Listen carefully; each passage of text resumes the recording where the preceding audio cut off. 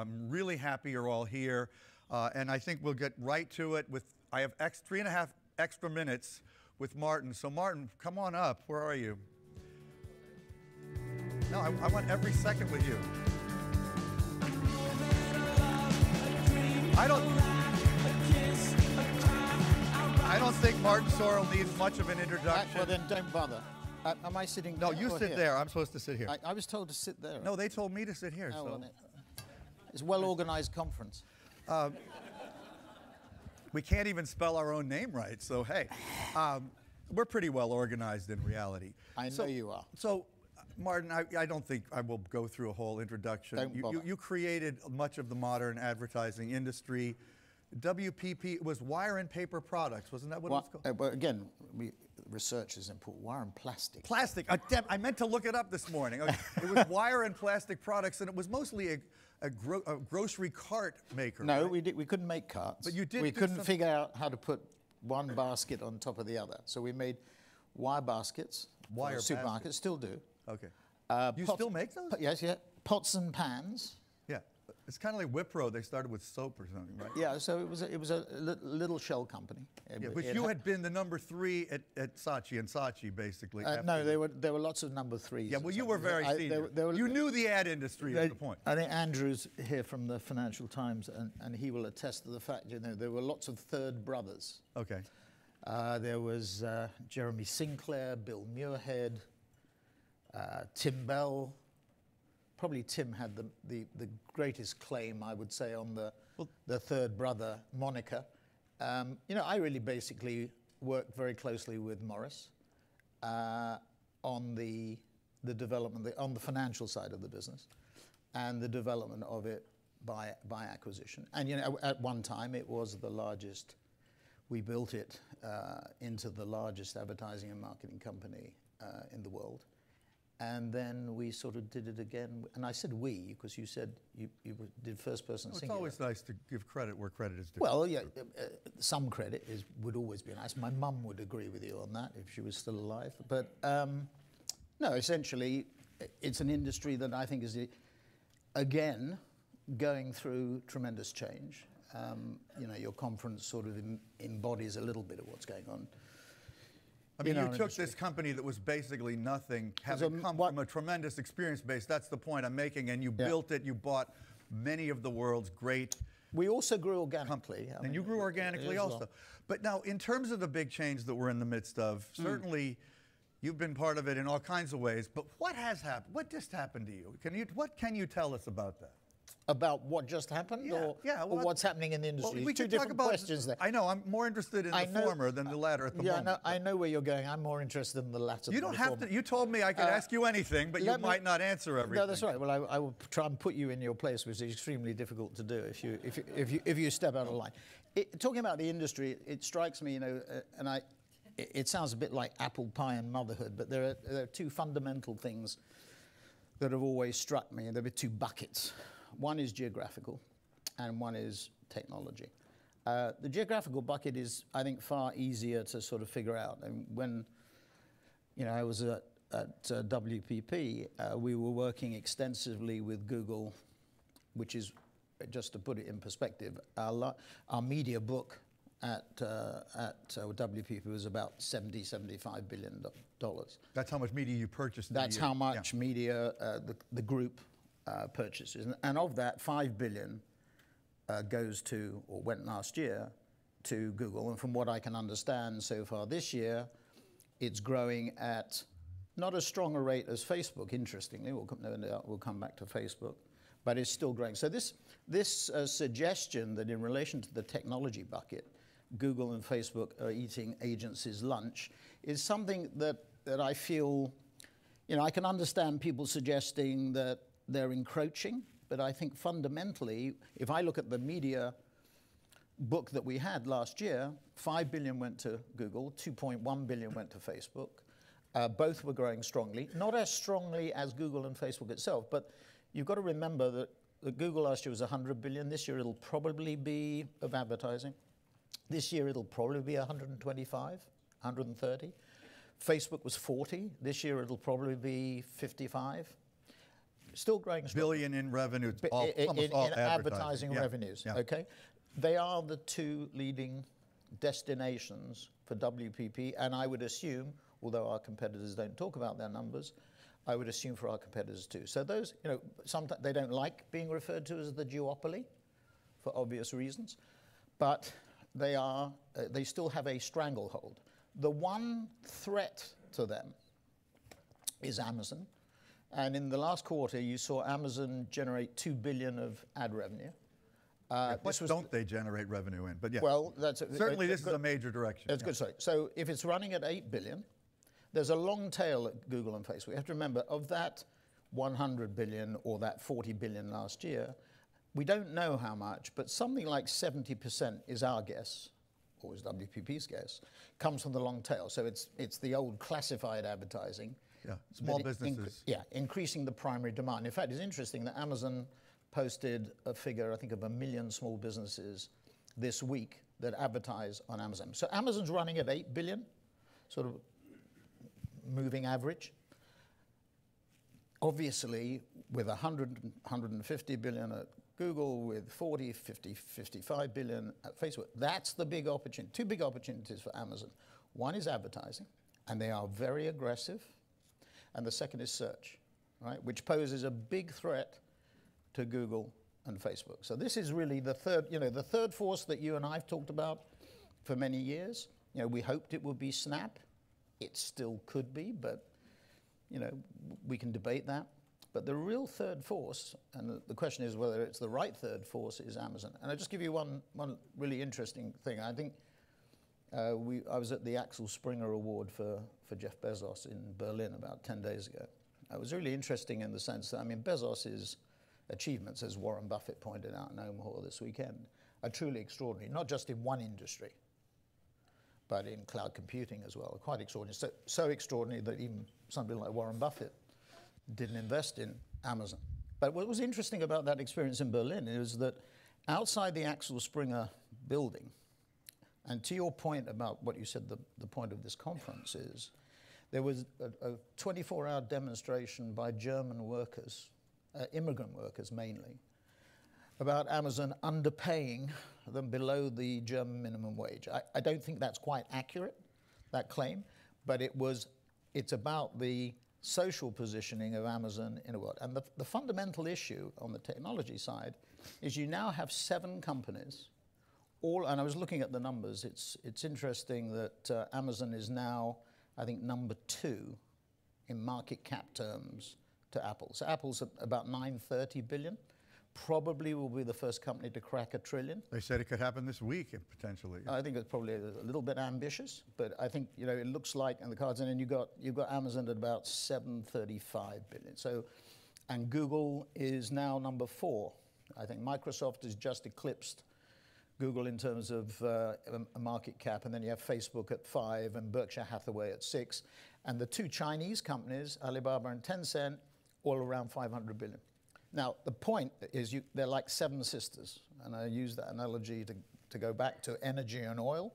They dominate, and to your point, a little intro about Facebook, which I fundamentally, I think, probably disagree with you. Oh, good, we can get to that. We can get into that. But these 7 companies have so much power. They're all $500 billion companies. Bezos as an individual is worth probably $107 billion. John D. Rockefeller at his height was worth, I think it was $950 million, which in those days was an awful lot of money. And probably not $110 billion in today's dollars. Well, maybe, but he put 50 to his family and put 900 into the foundation, which is interesting, right? Yeah. In terms of this is Rockefeller, yeah.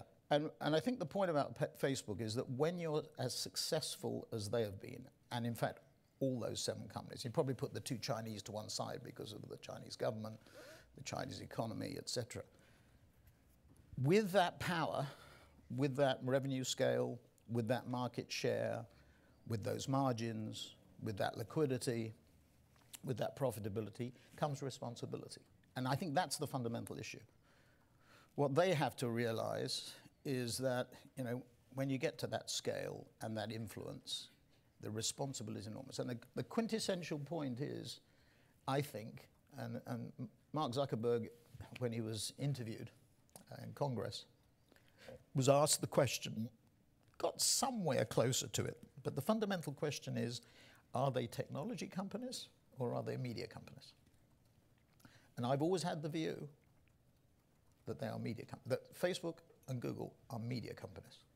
And I tried to do a poor man's imitation of you at Cannes, I've done it every year, the Cannes debate on the Friday at midday. This year we're going to do a session with Ken Oleta on his new book that's coming out. But going back, when I did the first one about 6 or 7 years ago, I had Nikesh Arora from Google, who was at Google at that time, with somebody from Microsoft, from Yahoo. And the first question I asked them was, are you a technology or a media company? And they all said they were technology companies. I fundamentally do not believe that that is the case. They are responsible for the content that flows through their pipes. Okay, there's that responsibility word again. Yeah. Well, for somebody who didn't answer my question, that was very interesting. Well, Warren Buffett is a master of not answering the question, but he gets away with it. I just fail. Well, no, you didn't fail. Obviously, we are so pleased that you have the, spunk to come, despite the fact you've been in the news for not too flattering reasons. The insanity to do it. No, I think it's great. And, obviously, we'd love to know anything you want to tell us about that, but that isn't the main point of having you up here. So even though some journalists would press harder, I guess I won't on that. But if there's anything you can tell us about that, that would be fascinating. But, going back to Amazon for a second. So is it your prediction that they will basically be a third force of comparable power to Google and Facebook over time? Well, they already in advertising? are. In market cap. I mean, in advertising. Well, I think in advertising and search. You mentioned that search is the next opportunity. They're not much of a presence there yet. Oh, no, hold on. According to purchasing. Kantar, which is the data division of WPP, and therefore must be right. Okay.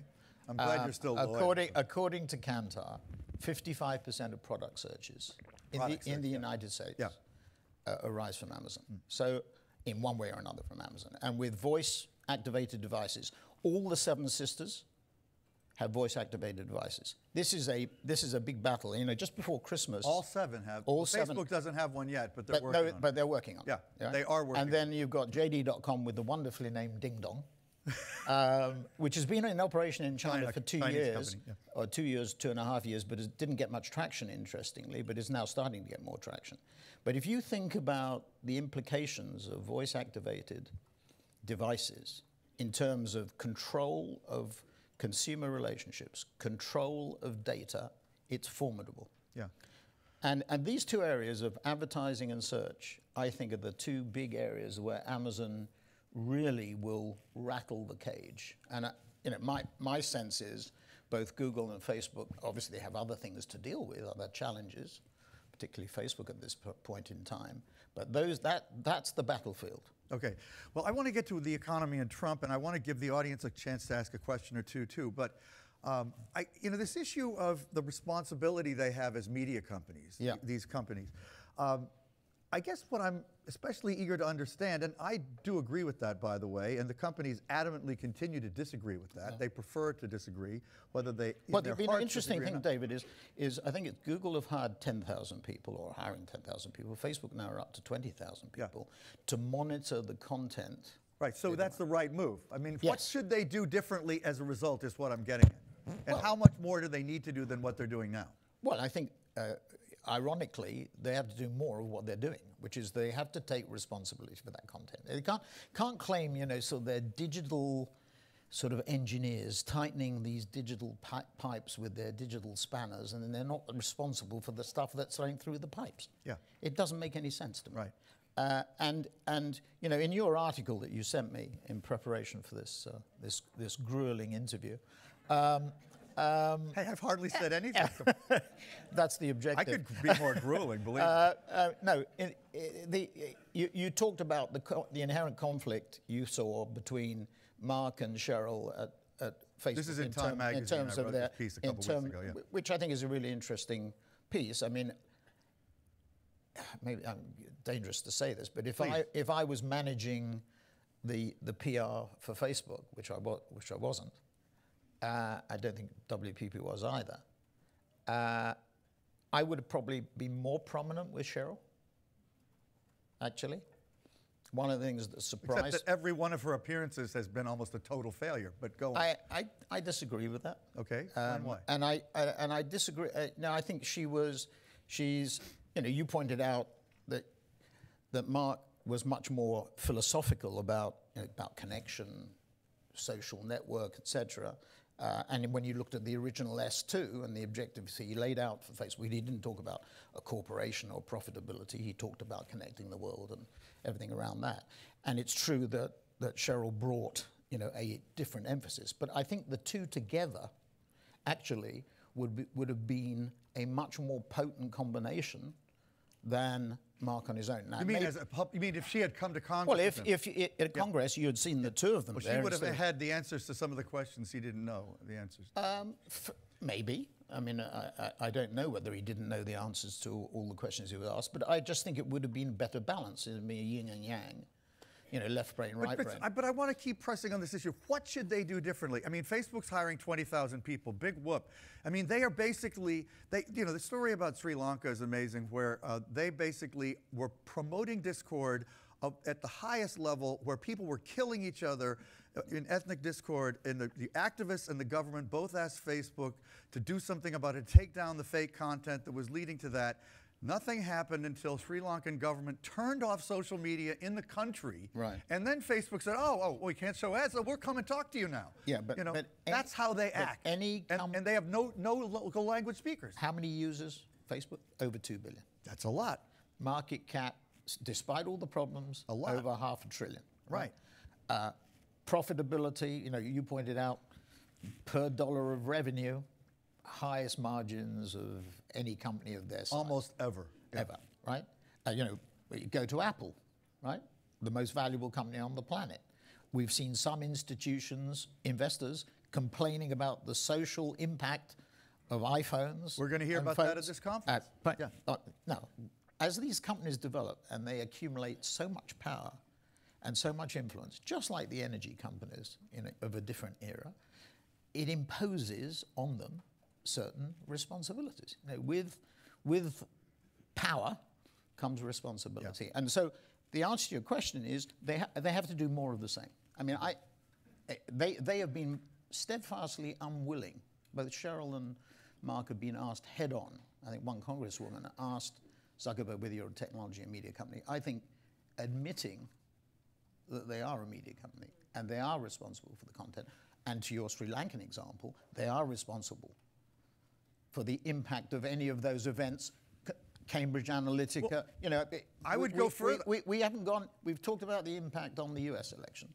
We haven't talked about what the potential impact was on Brexit. I mean, they've been on the Brexit election.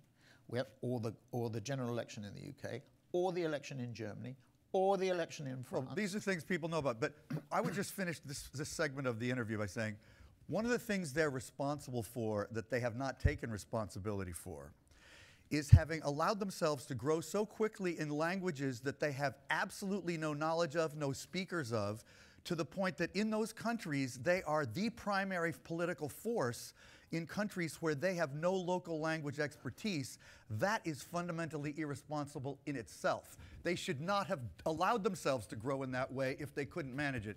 That's the last I'll say on that.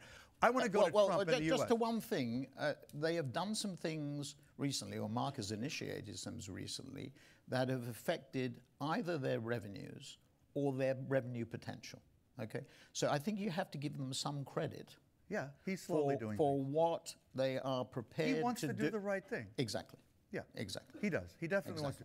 Let's talk about the economy. You know, you are kind of a booster of the way things are right now. Talk about how you see the world and the U.S. I'm a Trump booster, am I? Well, you might come off that way in a minute. We'll see. Okay. I mean, obviously, one of the reasons I initially wanted you here is because every time I hear you talk about the economy, I'm like, whoa, this guy is like the best seer that I know. Oh, I wish. You are good. So what do you think is going on right now? Well, listen, I think the world is in reasonably good shape for a period of time. So if I look at the US, which again, get it in perspective for a minute, you're talking about 20 trillion out of 70 trillion roughly. China's another 10. So you've almost got half the world with the G2.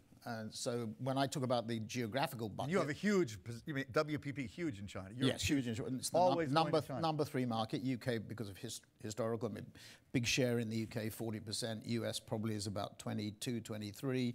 China, we're probably about 15%, but there's nobody else really of the scale in China. If I look at the US economy, which as I say is, it's 20 out of 70 if you put it that way, who would have thought, you wouldn't, I wouldn't, that when Trump was elected on the day that my daughter was born, on November the 8th, 2016, on Trump Day, I I emailed early in the morning when Bianca was born at 5:40 a.m., good omen for Hillary. So enough of my forecasting abilities. Who would have forecast where the Dow would be, where the NASDAQ would be, where the economy would be, where the growth rate would be? Unemployment, breaching 4%. And, historically, that's been a warning signal. So if you look at, tax, as somebody said to me last night about Steve Mnuchin, who I don't know, but who would have thought he would manage to get a tax bill through by the end of the year? I mean, that was extraordinary because people earlier in the year said, tax bill is difficult enough, but getting by the end of the year is not. So the tax bill is something you applaud? Well, highly stimulative. Right? I'm going to come on to the timing for a minute in a second. So highly stimulative. Regulation, either by accident or design, regulation being not swept away, but being reduced very significantly. The third leg of the triumvirate, which is infrastructure investment, takes longer, still to come. Again, from a Keynesian point of view, ironically, highly stimulative. So you still expect it, even though I think it will come. Okay. Yeah. Now the other thing is, despite what people, putting all the personal stuff to one side for a minute, if you look at it from an economic point of view, the U.S. economy is in good shape. How long it lasts is another question. I mean, that's the big question in my mind. It'll probably last through this year. It'll probably last through 2019. But interest rates, inflation is creeping up. Interest rates will start to rise. They've already started to rise. I mean, in the UK, because of Brexit, maybe Mark Carney has said he's going to postpone increasing interest rates, so maybe, it'll be delayed a little bit more. But interest rates will rise. So the real question is, when is the first crack going to start to appear? The other thing is, what do I think is going to happen in the next general election here? I wouldn't bet against Trump being re-elected. I mean, the issue is, who can the Democrats field? And when you look, I know it's a long time in politics between now and the next election in 2020, and Kanye West has said it's not going to be 2020, it's 2024. But putting that to one side for a minute, who are they going to field? And I really think he has a good shot. It was very interesting, the White House Correspondents' Dinner, which I watched on television. So you have, Sarah Sanders sitting there with the correspondents and all the stuff around Michelle Wolf. And he's out doing one of his campaign, in Washington, wherever, right? Talking to his constituency. That, to me, said everything. He was working the field, whilst the people who were never going to vote for him were having that black tie dinner in Washington. And I think that's the heart of it. I mean, he's very astute, maybe in some ways that we don't like, but he's very astute. So politically very astute. So we'll see how it shakes out. Now, the rest of the world, just for a minute, just quickly, UK, Brexit, big issue. I'm a Remainer. I'm still a steadfast Remainer. I think it's disastrous for the UK in the short term. Longer term, it'll work out. Will they definitely split? Well, there are some signs now. I think the answer is yes. The probability of it not happening is probably low single digits. Too bad. But we might. So I did go to a dinner. I don't know this is on the record, and I won't say. It was with the Prime Minister of one of the EU countries, and what he said, it was a private dinner. But what he said, I think I can say this, was really interesting. He said in the transition period. So we have a transition period of a couple of years, which has now been agreed. What the government calls the implementation, the UK government, Theresa May calls the implementation period, what we call a transition period. he said, and if you remember when Cameron went to Brussels to negotiate the final deal, one of the big issues was how you controlled immigration, because that's what Brexit was about, really, about immigration, which to some extent, the US election and other elections in Europe were about too. And the deal that the EU said was, we will decide at the centre, at Brussels, what the immigration caps are for the 27 nations in the EU. What this Prime Minister said may happen in the transition period is that the EU will relax that to the extent that each member state will decide what the immigration cap is. So, for example, if, I don't know, Poland or somewhere felt, or Germany or whatever, unlikely but possible, there were too many immigrants, they would have the sort of sovereign right to cap it and control the immigration policy. And he thought that was a compromise that the UK and other member states would find acceptable. Maybe far-fetched, but interesting that the Prime Minister of one of the countries would say that was a possibility. So I wouldn't say there was zero possibility. And there are some things, the House of Lords are voting against the government on a number of occasions in relation to Brexit and implementation dates. There's a vote today, I think, on the implementation date. So we'll see, but the disruption is significant. Western continental Europe is improving, but there are stutters. This morning, Italy. Yesterday, somebody wrote to me from Italy saying the Lega Nord and the Cinque Stelle, who from the opposite ends of the political spectrum, were going to get together and form a coalition. This morning, it's collapsed. So you have a lot of, Spain, there are issues. Germany, there's issues. Merkel's power in Germany is not what it was, although she's stuck around. Macron, tremendous change psychologically in France, but implementing it, we're starting to see the implementation issues rear their ugly head. Asia, China, one thing I think is really important, David, China is on its way big time. And if anybody in this room thinks that China is going to play second fiddle, think again. If anybody, to the US, you mean, yeah. If anybody in this room thinks that China is inferior in technology, think again. Everybody in this room should go to Shenzhen and sit on the Huawei campus with 50,000 people out of 200,000 people in that company and think again.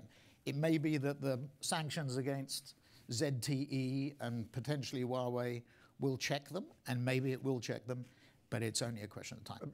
Xiaomi goes out at 100 billion market cap. Yes or no answer, was the ZTE action on the US the right thing to do? Well, my view, no. Okay. My view is it's not a trade war, by the way, at the moment. It's more of a trade tiff. And actually, I think the president will secure some concessions. I'm more worried about what's going to happen at 2 o'clock this afternoon than I am about what's going to happen in the context of Iran. Just one little. So you are worried about that. One little fact. I mean, there was Fareed Zakaria was very bullish on Iraq, and I think there have been some positive changes. Well, one thing I heard about Afghanistan that really worried me. We're doing some research up at Tufts, the International Affairs School, on Afghanistan. The Taliban controls 47% of Afghanistan today, and that excludes what ISIS controls, which is also significant. That's my phone. Don't answer. There's somebody ringing me saying I said the wrong thing. So that's scary. I want to take at least one audience question. Can we get the lights up? 2, good. Okay, yeah, because I want to ask him one more myself. Okay, over here, please identify yourself. Okay, wait for the mic now. Okay, let's see the question. Good. I'm Tanya Kellen from Promina VR, based in Michigan and Toronto. The question is, when you talk about the sisters, the 7 sisters, where do you think they want to be in the merge of tech, media, and healthcare? Where do I think this? Where do you think they want to sit at the intersection of the connecting the dots between technology, media, and healthcare? Briefly. I have no idea. Okay. No, the answer is I think that all 7, in ways, I mean, the Chinese models are very different to the US models.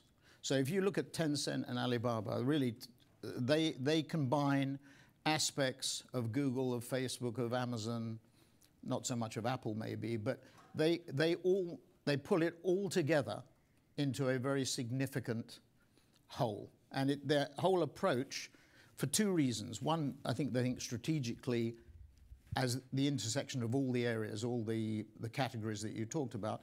And secondly, the role of the Chinese government in terms of stimulating and influencing them is extremely important. Your phone is talking. This is my son and heir who refuses, my third son and heir, who refuses to listen to what I'm trying to say and puts me off. But I love the way you keep coming back to the power of China. So that's the basic message we'll take away from that. And I'd like to hear one more, and then I have one for you. Okay. Good morning. Thank you so much for being here. My name is Kimberly Gray. I'm the founder and CEO of Uvi, a video commentary platform, embedded plugin. So my question is more to you having such a huge history in advertising. Where do you see the future of traditional advertising in a digital world with so many eyeballs leaving good question. cable? You mean print and television, that kind of thing? So this enables me to sort of come a little bit of what David was trying to really get me here for. You know, and I can say this coming out, you know, having been sort of extracted, if that's the right word, from WPP. What is the right word? Extracted. Okay. A few weeks ago, and your question gets to the sort of heart of the matter. You know, when you're if I look at WPP, it's a legacy company. Because, you know, constituent parts of WPP, not WPP itself, that started in 1985 with wire and plastic products. But, you know, J. Walter Thompson, I think, is 150, Kevin can correct me, I think 153 or 154 years old. With all the great things, reputation, knowledge, experience that a legacy company have, but with all the warts and problems that with all the warts, he's very persistent. With all the warts and problems that legacy companies have. And so there are legacy parts of WPP, and there are let's see, new wave parts. And clearly the growth of some is very important, or the growth of the latter is extremely important, and the traditional parts are extremely, you know, sometimes much more difficult to deal with. Coming out of being extracted from WPP, I think I can see much more clearly where there are the growth pieces and where there are the more challenge pieces. And I don't want to say that the traditional advertising business is not capable of reinvention. It is capable of reinvention. And it will be reinvented. And everybody who runs, you know, what people call holding companies understands this. They're not silly about this. They understand they have to reinvent. I mean, how many clients have I heard in the last year or so say to me, what is the new agency model? What's the future agency going to look like? I mean, they continuously ask about that. Many CMOs of the leading companies, you take Procter and Unilever, those two clients are number 2 and number 3, for example, at WPP. Both say, you know, you have to be more agile, you have to be more responsive, you have to be less led, you have to be less bureaucratic, less heavy, you have to be more technologically capable and competent, more content orientated, more data. I mean, those are the 3 areas, technology, data, and content, that are critically important. So trying to bring those together in a legacy context is extremely important. Okay, that said, what are you going to do now? Well, the first thing I'm going to do is to tell my son. Tell him you're calling back in 5 minutes. I'll call you back. I'm going to start again, David. You're going to start again? Yeah. Tell us more about that. No, I won't tell you any more about that, but I will tell you I'll start again. I'm not going to... I assume that, but I want you to tell us. I'm not going to go into voluntary or involuntary retirement. So basically, the kind of industry that you were just describing, where the old values still matter, but we're now in a world of Amazon coming up the tailpipe of Facebook and Google, you're going to continue playing in all that world. I love the industry. It's an industry that it was serendipity that I happened, you know, when I met the Saatchi brothers in 1975 through James Gulliver, that was serendipity. That was chance. I was looking for an industry where, you know, the barriers to entry, not physical, but sort of mental barriers, were not significant. And this was an industry where I thought, rather like sports and entertainment, that the barriers to entry were very, very low and extremely, you know, open. So I over the years since then that we've operated in the industry, I found it an extremely attractive industry to continue to a career in. So it's something that I enjoy. The people I find engaging. Sometimes they can be difficult. In fact, the better the people, the more difficult they are. Okay, well, you'll still have a lot of them, I hope, and do a lot of great things. Well, good. Thank you very much. We look forward to hearing from you again, and thank you so much for Despite coming. this introduction. Your son is really very persistent. persistent. But thank you so